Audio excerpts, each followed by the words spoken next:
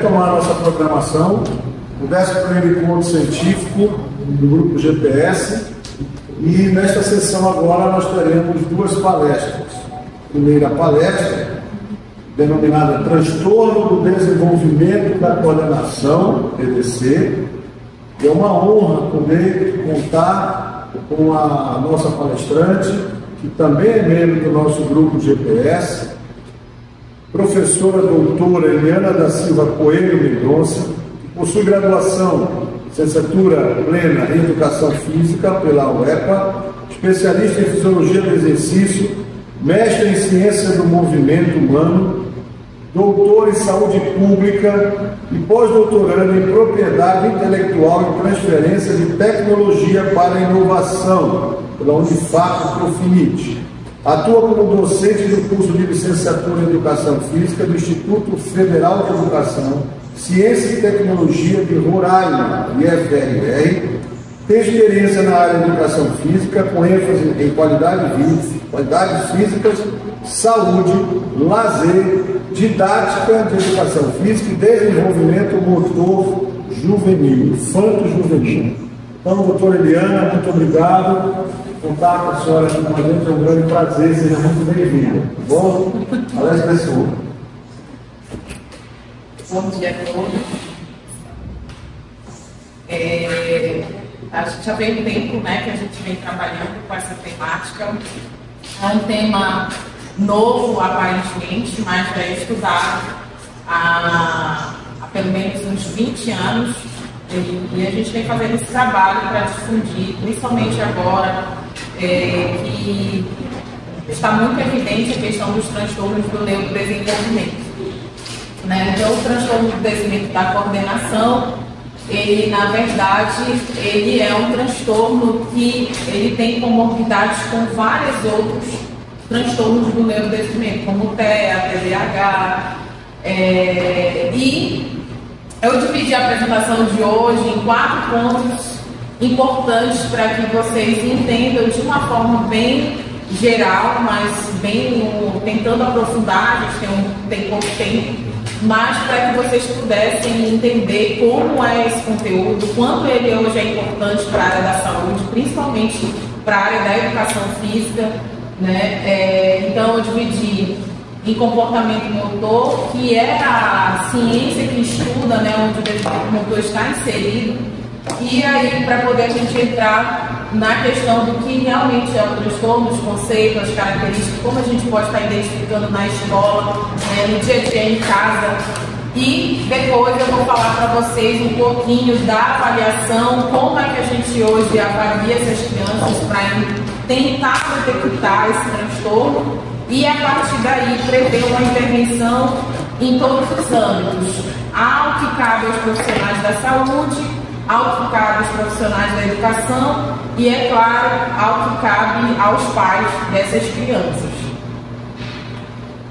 Então vamos lá. O comportamento motor, para Gottani, ele conceitua como sendo um estudo que estuda, né, processos neuropsicológicos de organização motora em termos de controle, desenvolvimento e aprendizagem.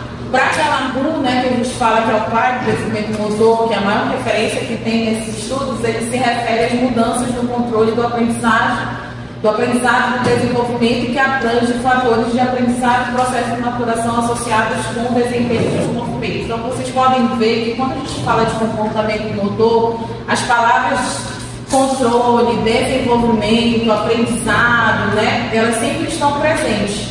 Então, é por isso que hoje a área de comportamento motor, ela na verdade abrange 3 grandes áreas de estudo, né? O que compete ao controle motor, que investiga como esses movimentos são produzidos e controlados, tanto em nível de aspectos neurais, como aspectos físicos, como aspectos comportamentais do movimento. A questão da aprendizagem motora, que é o conjunto desses processos e mecanismos para aquisição das habilidades motoras, como é que isso é associado internamente, né, como é a eficiência da conclusão de tarefas, né, que são executadas para cumprir metas, e o desenvolvimento motor, que na verdade ele é uma mudança contínua do comportamento durante toda a vida da pessoa, né? E ela faz interação com 3 fatores, que é a exigência da tarefa, a biologia do indivíduo e as condições do ambiente, que a gente vai ver agora, porque a gente vai falar específico sobre o desenvolvimento motor. Uma coisa que a gente percebe hoje em dia é que as pessoas elas confundem muito o que é crescimento com desenvolvimento. O crescimento ele está mais ligado a fatores físicos, né? Quanto a criança cresce, quanto ela engorda, quantos quilos ela ganha por mês, por ano. Então, eles estão voltados mais pela questão da multiplicação e pelo aumento do número de células. No caso do desenvolvimento, ele é um fenômeno composto por várias mudanças constantes que acontecem durante toda a vida. Então, desde o ventre da mãe até ela morrer, ela está passando pelo desenvolvimento, ela nunca para, né? É um fenômeno constante. Por isso que Galarrua ele fala, né, que desenvolvimento motor é a contínua alteração do comportamento motor ao longo do ciclo da vida. E aí ele interage com 3 fatores extremamente importantes. Um é a individualidade dessa pessoa, a gente não tem como tirar, ela nasce com isso, né? São fatores intrínsecos que a gente fala, que tem relação com a hereditariedade, a biologia dessa criança. A questão da tarefa, que quando a gente que tem relação com fatores físico-mecânicos, porque normalmente a criança ela tem uma demanda de proposição de tarefa todos os dias, todos os meses, a cada hora da vida dela. Se ela vai andar, é uma tarefa que a gente propõe, é uma meta que ela tem que fazer. E ambiente, que é a experiência, o aprendizado, o encorajamento. Então, todas as oportunidades que você dá para essa criança, né, oportunidades motoras, experiências motoras, tudo que você proporciona para ela dentro de casa, na rua, na escola, ela vai refletir no ambiente que essa criança está inserida. Esse ambiente ele é um ambiente que tem estímulo, provém estímulo ou, na verdade, não provém estímulo para essa criança. A criança não é estimulada. Então, são 2 tipos, basicamente, de estímulos que ela sofre. Outra questão que a gente fala sobre em relação ao desenvolvimento motor é que a criança ela tem que adquirir padrões e habilidades do movimento. E, normalmente, a gente confunde esses 2 conceitos também, né? O padrão motor, ele está mais ligado à questão básica do movimento. Tipo, se a criança caminhar daqui para a esquina da rua, ela tem um padrão motor. Mas se eu falar para ela que para ela ter habilidade, ela precisa enfatizar o que é exatidão, a precisão, a economia do desempenho. Eu vou pedir para ela correr e para ela fazer o menor tempo possível, em segundos, em minutos, depende do padrão do movimento que ela está fazendo. Então, a habilidade já é uma outra questão que normalmente as crianças hoje já não têm tanto. Hoje você encontra criança com 8 anos sem padrão motor, imagina com habilidade motor. Galarrua ele fala o quê? Que as crianças, aos 8 anos de idade, seguindo a ampulheta dele, que eu vou mostrar logo em seguida, que elas deveriam ter as habilidades motoras básicas todas trabalhadas. E ele divide em 3 subgrupos, né? As habilidades manipulativas, que tem a ver com manipulação de objetos, seja ele manual, tipo arremessar uma bola, segurar uma bola, chutar uma bola, que é a manipulação pedal, que a gente chama. As habilidades locomotoras, correr, saltar, pular, caminhar. E as habilidades estabilizadoras, que tem a ver com o equilíbrio da criança, empurrar, puxar, né, inclinar e contorcer-se, encolher-se. Então, são essas as habilidades motoras básicas. Para Galarrua, a criança ela tem suas fases de desenvolvimento, que ele organiza em 4 fases, né? A fase motora reflexiva, foi como eu falei, desde o ventre da mãe, né, a partir dos 4 meses de idade até 1 ano, a maioria dos movimentos são movimentos inatos a partir dos reflexos que a criança tem De 1 a 2 anos a gente fala que é a fase motora rudimentar, como o nome diz, né? O próprio nome diz da fase rudimentar, quer dizer que os movimentos eles são rudes, eles não têm plasticidade, mas é quando a criança começa já a ter os primeiros movimentos mais concretos. A partir, né, de 2 anos até os 7 anos de idade, ela entra na fase motora fundamental, como o nome diz, fundamental. Quer dizer o quê? Que essa fase ela é de extrema relevância para a formação motora da criança. Como diz o nome, fundamental quer dizer o quê? Que para ela passar para a fase seguinte, que se chama fase motora especializada, que é a partir dos 7, 8 anos de idade, a criança teria que ter essa fase motora fundamental toda amadurecida, né? E é o que a gente não encontra muito. Então aqui eu deixei um quadro para vocês, onde faz, né, inclusive do livro do Galamur, ele faz uma relação entre as fases de desenvolvimento e a função pretendida da tarefa de movimento que a criança deveria ter em cada fase dessa, né, seguindo as habilidades motoras básicas, como estabilidade, locomoção e manipulação. Então, como vocês podem ver aqui, ó, eu vou seguir uma carreira aqui só da manipulação para a gente entender. Quando a criança está na fase do movimento reflexo, quais seriam as habilidades de manipulação que ela deveria ter? O reflexo palmar de preensão, né? O reflexo plantar de preensão e o reflexo de flexão dos braços. No movimento rudimentar, quando a criança começa a alcançar, pegar, soltar os objetos, né? Inclusive tem muito pai que fica irritado com uma coisa que faz parte da aquisição da habilidade motora da criança. Por exemplo, por volta de 1, 2 anos, quando a criança começa a aprender a pegar e soltar, que ela começa a entender que quando ela está lá no berço, que ela solta o objeto e cai no chão, não sei se vocês já prestaram atenção, mas ela faz isso várias vezes. O pai vai, apanha o objeto, volta de novo para a mãe e ela faz de novo. Porque ela gosta desse movimento, né? Que é de ver o objeto cair. Isso reflete, inclusive, na questão da organização temporal dela, na estruturação, né? Mas muito pai acaba se irritando com isso, da criança pegar e toda hora pedir para voltar na mão. Mas isso é um processo de aquisição motora mesmo e extremamente importante para a criança nos primeiros anos de vida. E no caso do movimento fundamental, ela teria que arremessar, apanhar, que é a recepção, chutar, rebater, né, objetos. E na fase do movimento especializado, ela já chuta um tiro de meta no futebol, como por exemplo, um chute de campo no futebol americano. Ela rebate uma bola lançada, como no beisebol, né? Só para deixar claro que os exemplos eles sempre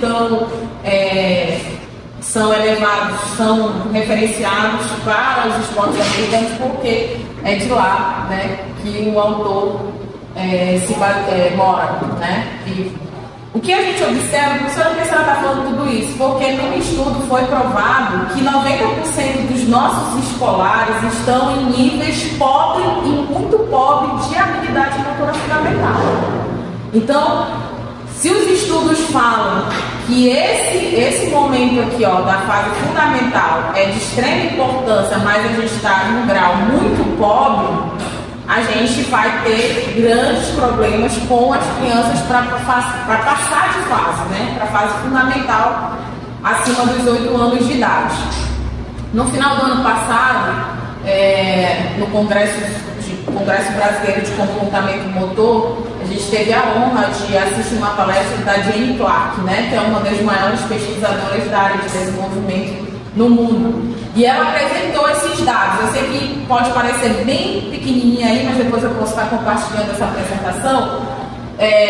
Mas aqui, porque esse cenário, né, porque esses dados estão tão ruins para as nossas crianças e adolescentes? Isso tem tudo a ver com a prevalência de insuficiência de prática de atividade. E esse estudo que ela apresentou aqui é de 2016, antes da pandemia, então a gente acredita que esses dados só estejam pior, né? E de 11 a 17 anos, mas por que você está mostrando dados de 11 a 17 anos? Gente, a base quando a criança é estimulada, quanto menor, ela vai crescendo e normalmente ela mantém essa experiência, essa prática durante a vida dela. Então, para a gente é bem interessante ver que de 11 a 17 anos, a prevalência, por exemplo, só olhando dados no Brasil, ela está um pouquinho acima do vermelho, que vai de 85 a 89% de prevalência, né, nos últimos anos, está abaixo da média, sendo que nos meninos aqui ela é um pouquinho melhor, de 80 a 84%, ó, só os dados do Brasil. Então existe uma prevalência muito grande de insuficiência. Hoje os adolescentes não praticam tanta atividade física como a gente gostaria, como seria o ideal para eles, tá?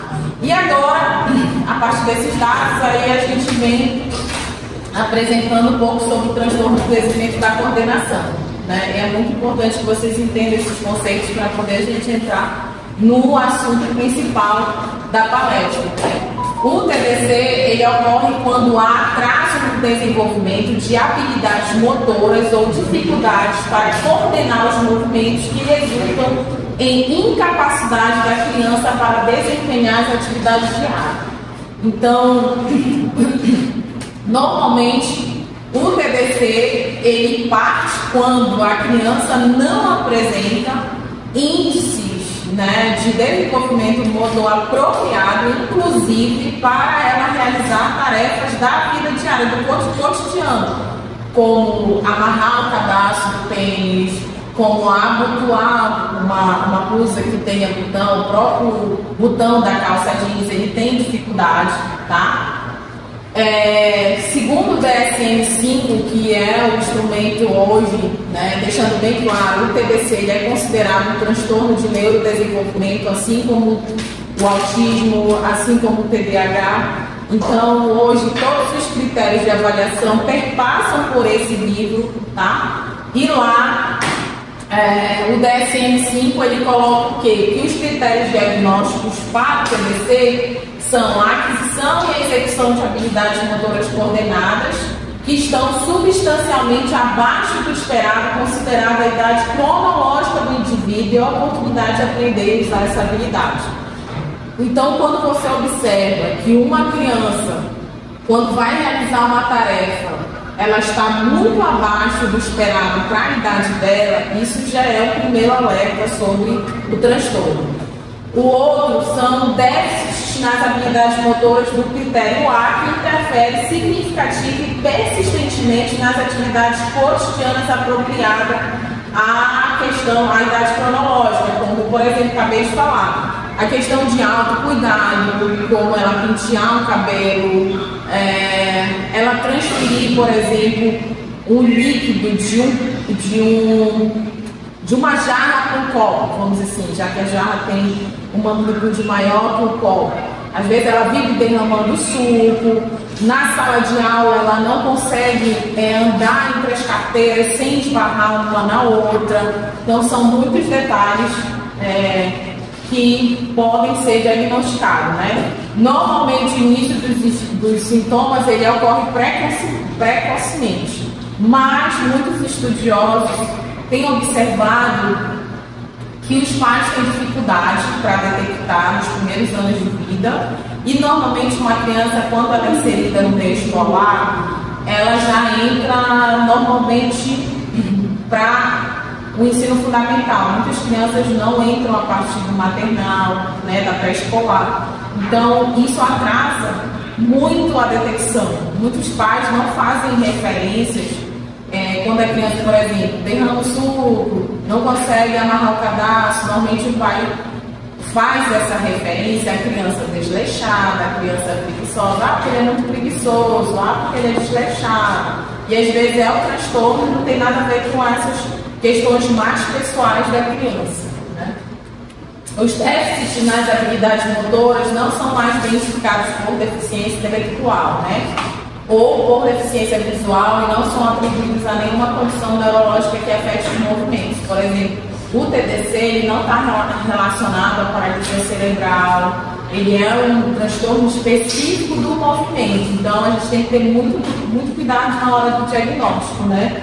Porque a gente tem que observar se os problemas de movimento eles não são devidos a qualquer outro transtorno físico, neurológico ou comportamental conhecido. Por exemplo, se eu tenho uma criança com diagnóstico com TEA, ele normalmente, né, eu vou mostrar daqui a pouco alguns dados que vocês possam se surpreender, mas normalmente toda criança com TEA tem TDC. Só que normalmente a gente não diagnostica primeiro o TDC. O TDC ele é uma comorbidade do autismo. Então, primeiro a gente diagnostica o autismo e faz testes motores para identificar se ele tem ou não o TDC. Mas aí é uma comorbidade, tá?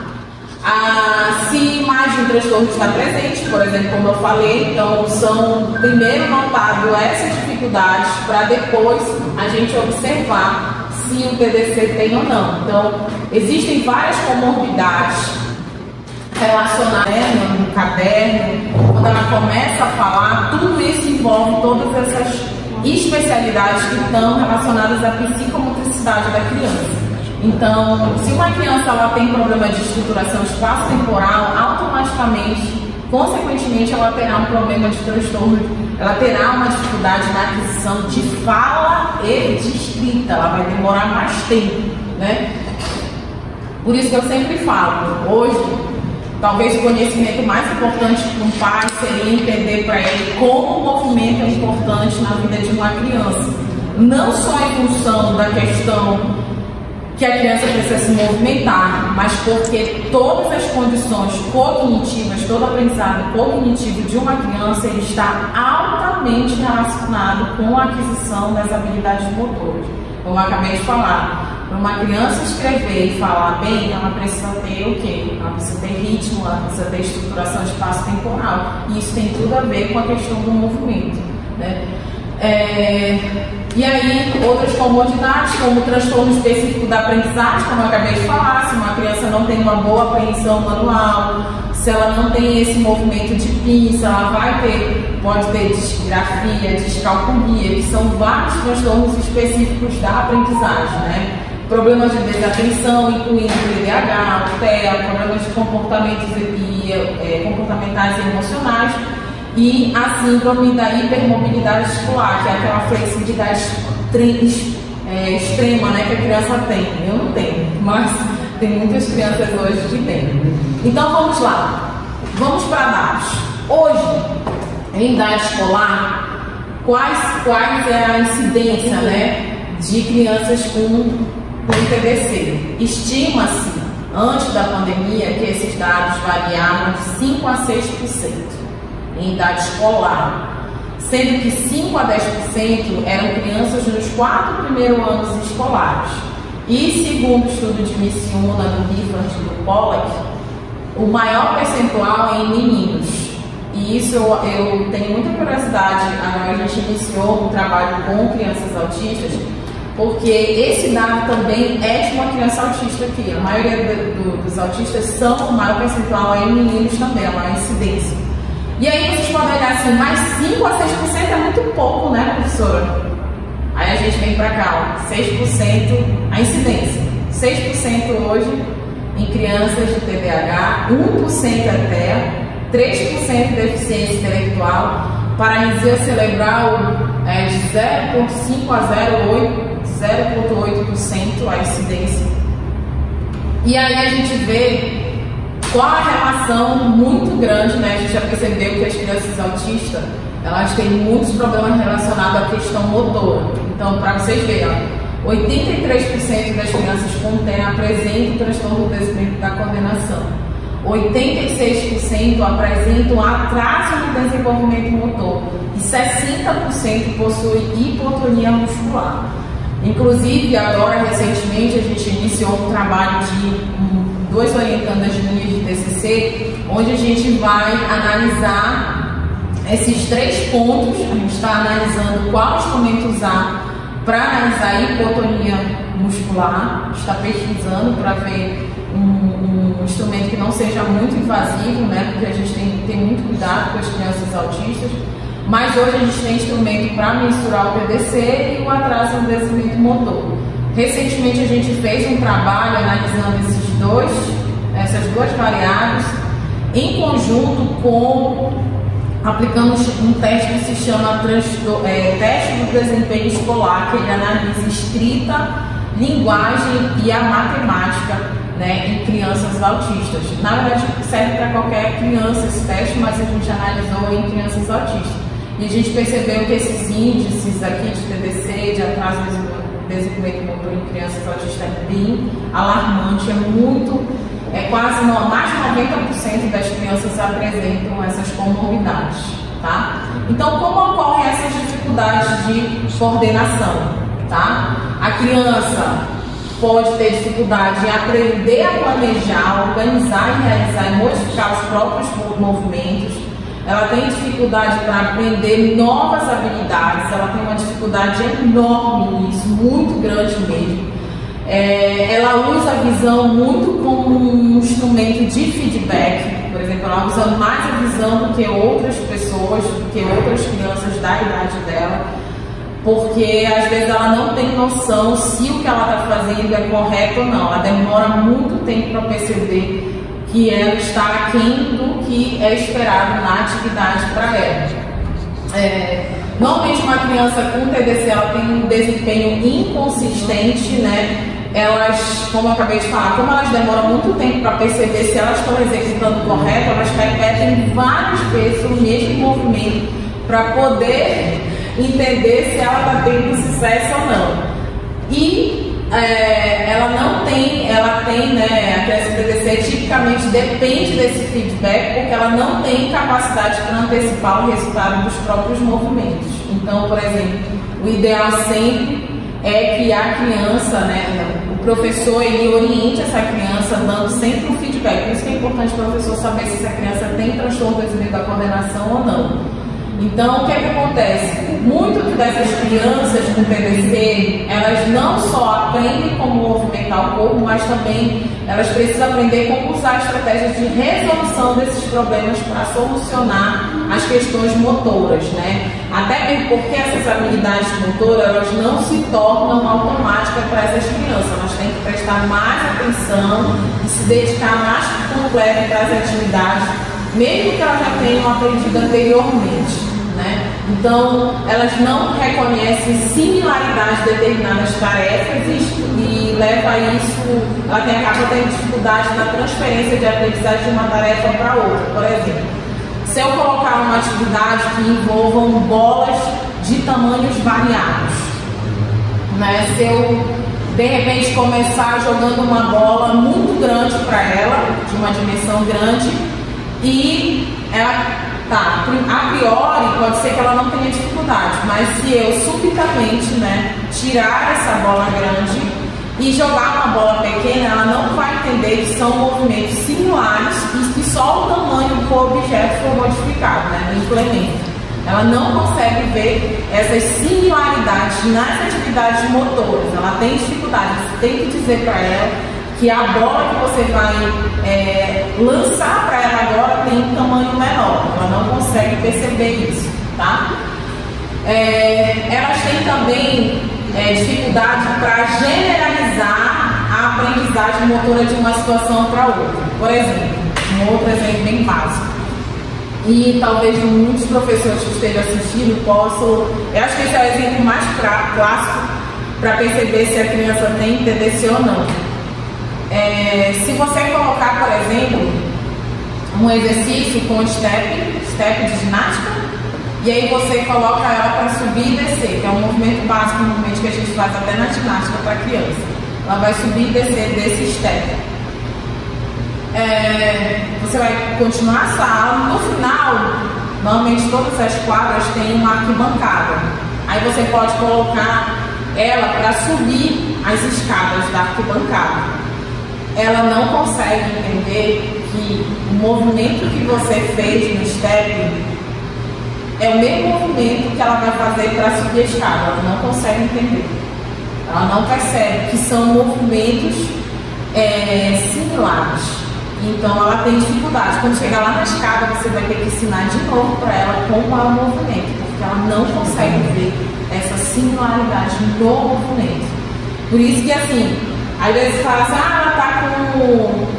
ela tá com preguiça. Não é, porque ela não conseguiu entender. Fora que ela vai te pedir 1000 vezes para explicar a mesma coisa, você vai ter que ter paciência e explicar para ela, porque isso é uma coisa específica dela, né?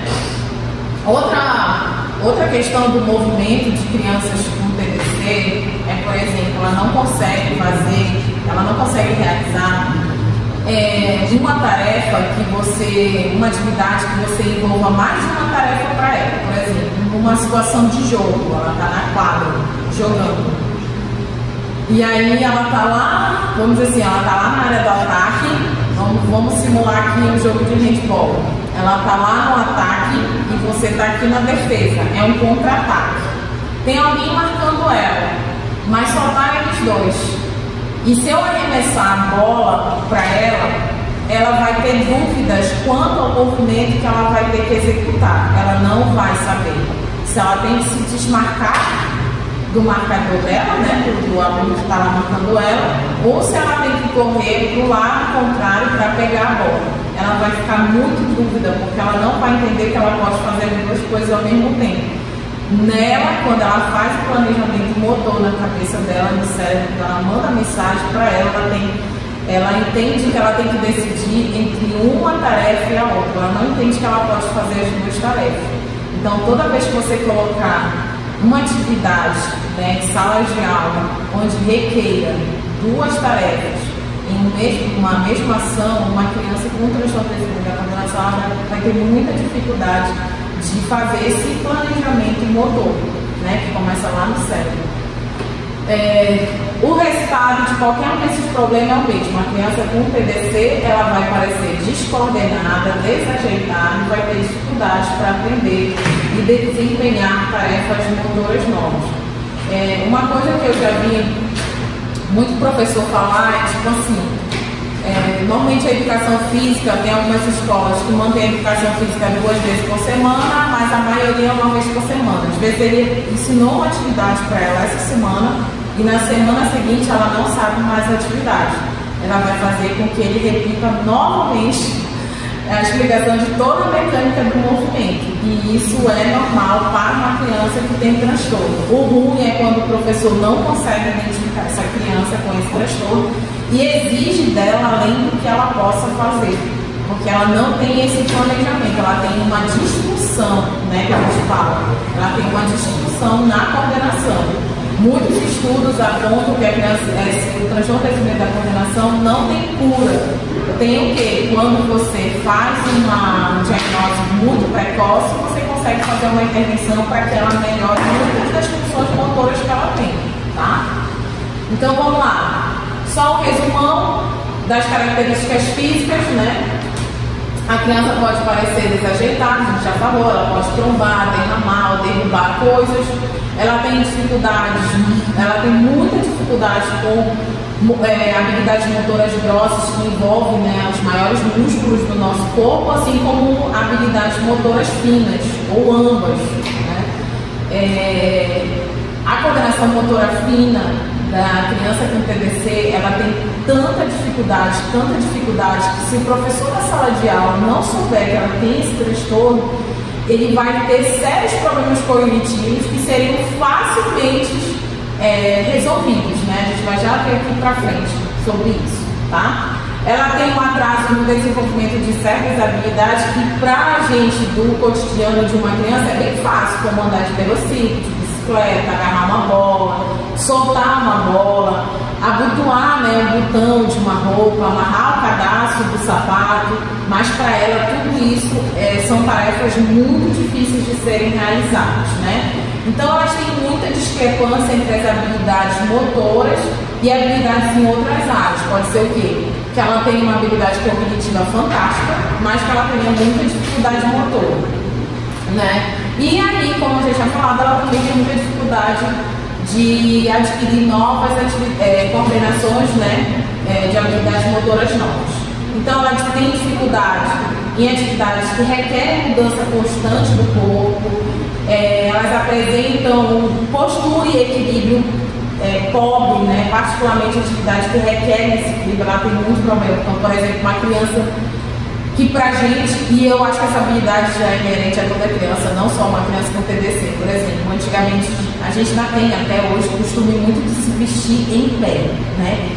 Colocar uma calça, colocar uma saia, a gente faz isso muito bem. Hoje em dia, não só uma criança com TDC, mas basicamente todas as crianças precisam se sentar para se vestir.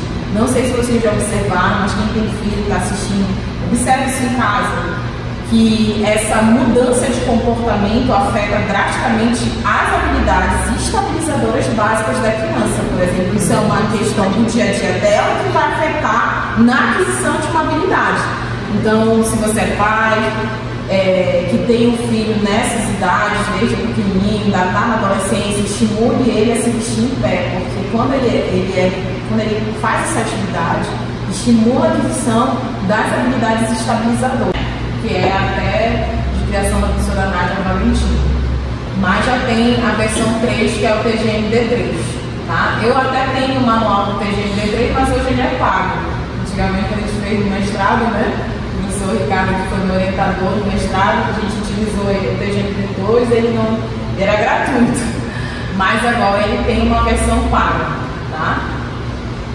Só para explicar melhor, o TGMD2 ele avalia 6 movimentos que são ligados às habilidades de manipulação e 6 tarefas ligadas às habilidades de locomoção. No TGMD3 agora foi incluído duas tarefas, né? E aí agora ele possui 14 tarefas de execução.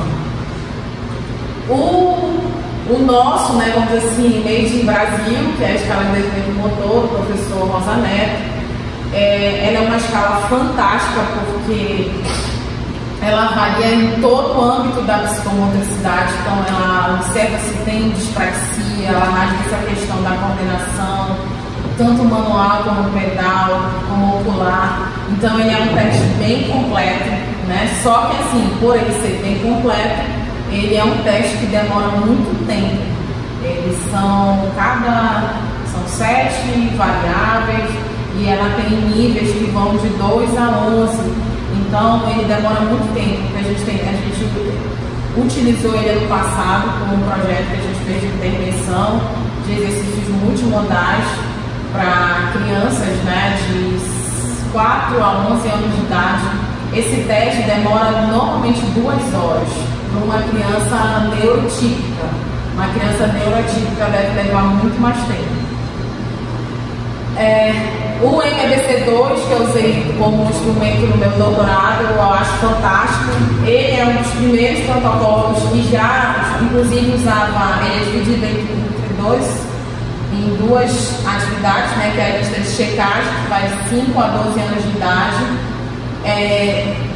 O MBC2, ele já há algum tempo, ele já dividia, né, a lista de checagem servia para dividir as crianças em neurotípicas e em neuroatípicas, para daí em diante fazer a bateria de testes motores, que é a BPM, que analisa a destreza manual, a habilidade de lançar e receber a habilidade de equilíbrio.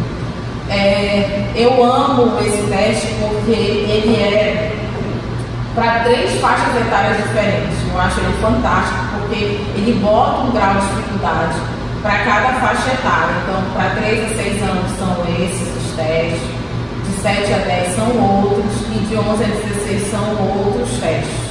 Nesse caso, ele classifica, né, zona vermelha, zona ambar e a zona verde. A gente até chama, que a classificação dele é semáforo, que aí você já consegue identificar se a criança está na zona vermelha, que ela tem dificuldade de movimento, se ela está na zona ambar, ela denota um risco de adquirir dificuldade de movimento, e a zona verde é que ela não tem nenhuma dificuldade de movimento.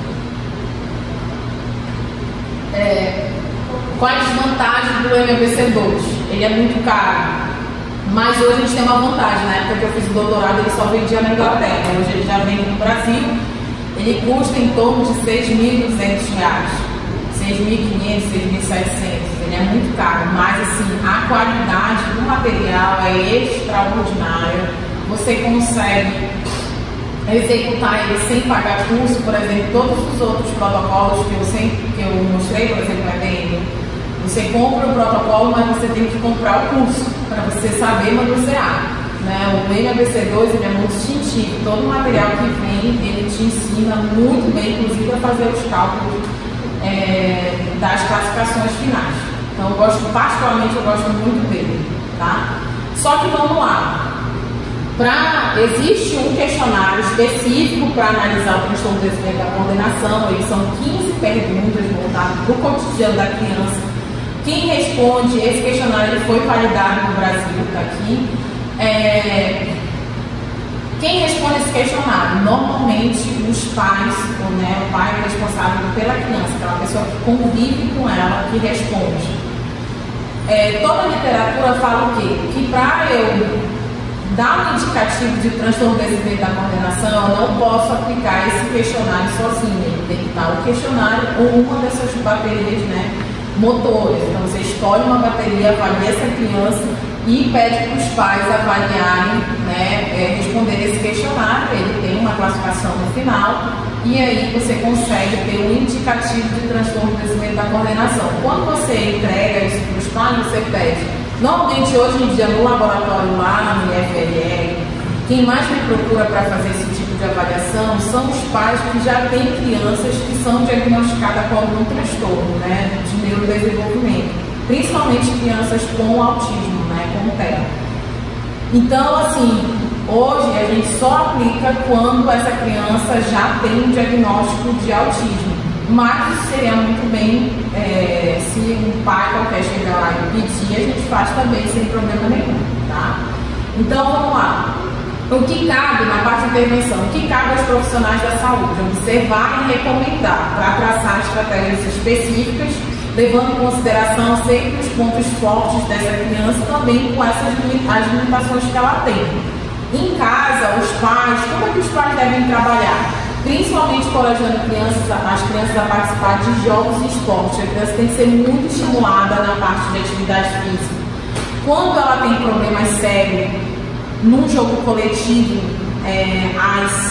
os pontos fracos dela, as limitações, normalmente ficam mais evidentes.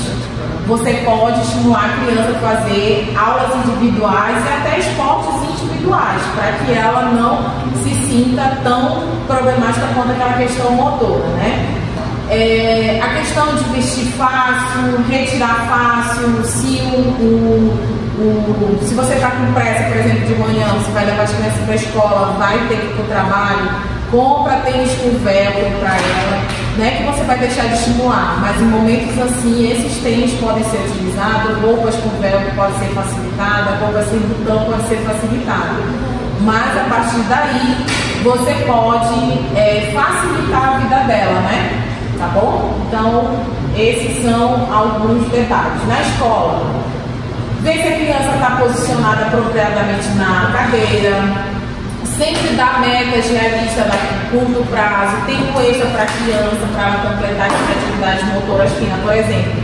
Se você quer qualidade na atividade que a criança está querendo fazer, você traz a atividade já impressa para ela só responder. Se você pedir para ela copiar, ela vai demorar muito tempo. A escrita, a gente sempre fala da criança com TDC. Ou essa criança, ela vai ter uma dificuldade, ela pode até escrever bonito, mas ela vai demorar mais tempo para escrever. Então, se é quantidade que você quer, traga a tarefa impressa para ela só responder. Se você quer qualidade e não está presa ao tempo dela, o tempo dela não é um problema para você, então você já sabe que essa criança vai demorar muito mais que os outros colegas para escrever, tá? Pode até introduzir o uso de computador para facilitar, né, a escrita, inclusive é uma habilidade inerente que ela pode estar observando, e de acordo com a dificuldade da criança, usar um papel, né, ou um papel muito grande, com linha ressaltada, com papel quadriculado, você vê qual é a problemática dela, se a letra dela é muito grande, se a letra dela é muito pequena, se ela não tem direção na escrita. Então, são focos que você pode dar meios alternativos para possibilitar e facilitar a vida dessa criança na escola, principalmente a nível de coordenação motora fina, né? Quanto à educação física, a gente sempre fala que tem que dividir a atividade em partes menores para essa criança. Você sempre, isso aqui é muito importante, sempre observar que toda atividade que você vai prever na aula de educação física, essa criança consiga executar pelo menos 50% do seu planejamento, porque se for menos que isso, ela vai sair muito desestimulada, né? Sempre requerer, né, atividade de resposta coordenada de braço e perna, que é uma dificuldade que ela tem, mas que você pode solicitar com muitas atividades. Ela tem dificuldade de planejamento motor, ela tem dificuldade de assimilar a similaridade de movimento, mas se você ficar o tempo todo colocando isso na sua aula, ela pode alcançar um nível adequado para cumprir tudo junto com a turma, né? Só tem cuidado que você pode ter, ela pode demorar mais tempo para aprender. A própria dificuldade com o implemento, você tem que ter cuidado para ela não ter risco de lesão, porque ela tem dificuldade mais que as outras. Ela dá um foco no objetivo para a compreensão de regras, que é muito importante para ela estruturar isso na mente dela. As regras dos jogos, é muito importante você ressaltar isso várias vezes para que ela consiga aprender também, tá bom? Na comunidade, você fazer o quê? Colocar elas em grupos como escoteiro, clubes de times mesmo, de treinamento, para que ela comece a interagir e reforçar tudo isso que ela está fazendo na escola e em casa, tá? Aqui, para finalizar, eu deixei para vocês um exemplo de planejamento. Como professora, como é que a senhora faz o planejamento das atividades para crianças lá? A gente tem um laboratório de intervenção, né? E aí a gente usa, eu uso muito, eles têm são 2 aulas por semana que eles fazem no projeto, com duração de sessão de 1h30. Qual a metodologia que a gente usa? A metodologia de exercícios multimodais. Cada dia que a criança vai, ela faz uma atividade diferente. Outro recurso que a gente utiliza muito, outra metodologia, são os exercícios de dupla tarefa. A gente faz um reforço físico-motor, a gente faz um reforço no aprendizado cognitivo também da criança. Então a gente divide pela habilidade fundamental, sempre alternando, locomotor, estabilizador e manipulativo. A gente alterna. E aqui embaixo a gente coloca uma capacidade neuropsicomotora, coordenação motora grossa, equilíbrio, coordenação motora fina, lateralidade, esquema corporal, coordenação espaço-temporal. Aí a gente coloca uma capacidade física, força muscular, aptidão cardiorrespiratória, agilidade, flexibilidade. E aí aqui a gente usa, já insere, porque como o nosso curso é de licenciatura em Educação Física, a gente insere as atividades conforme o BNCC, a base nacional. Então, a unidade temática, brincadeiras e jogos, aí objetos de conhecimento, contexto comunitário e regional. Aí eu dou uma sugestão para os nossos acadêmicos que eles usem, por exemplo, brincadeiras e jogos típicos de Roraima. E aqui no final é a intensidade. Segundo a Organização Mundial de Saúde, as crianças e adolescentes elas têm que fazer 60 minutos de atividade física de moderada a vigorosa. Moderada a vigorosa. Então a gente coloca a intensidade aqui para os nossos acadêmicos eles seguirem. Tem um dia só que a gente coloca de leve a moderada, mas pode ver que na nossa programação nunca tem atividade leve. Então, a gente segue a parte da psicofisiologia, a psicomotricidade, toda a base nacional curricular e dados da Organização Mundial de Saúde, que são orientações bem importantes para a prescrição de atividade física para criança, né? Então, deixa a minha fase final aqui. A criança sempre precisa de oportunidades, experiências e estímulos motores. Quem é responsável por isso somos nós.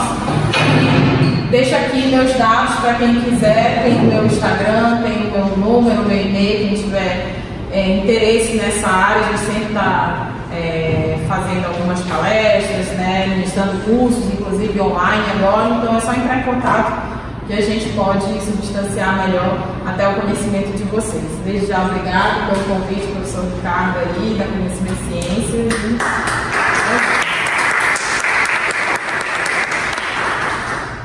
Professor Helena, nosso muito obrigado.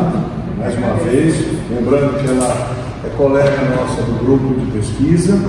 Vamos passar aqui uma pequena lembrança às mãos da professora, da nossa camisa do evento, uma foto.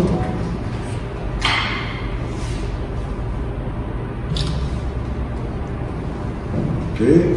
10 minutinhos, a gente volta com a última palestra de hoje, ok?